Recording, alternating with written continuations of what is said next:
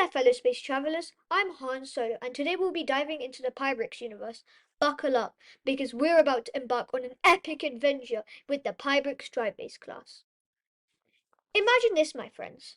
You've got a robotic vehicle with two powered wheels, just like the Millennium Falcon.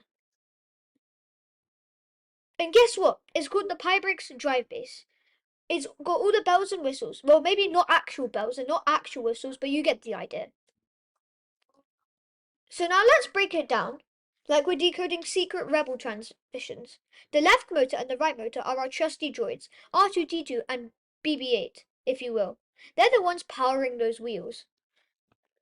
And speaking of wheels, we've got the wheel diameter, the size of our hyperspace jump rings, and don't forget the axle track, which is the distance between Tatooine and Alderaan.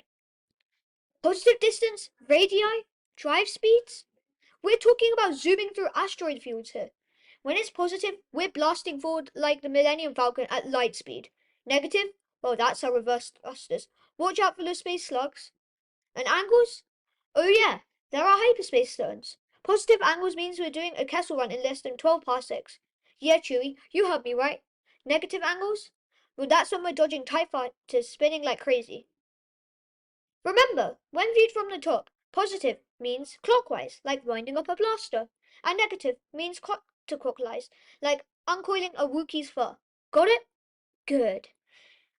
So fellow rebels, grab your blasters, I mean your Python scripts, and let's program our PyBricks DriveBase to conquer the galaxy. May the Force be with you, always. And remember, kid, never tell a womp rat that they're too short for pod racing.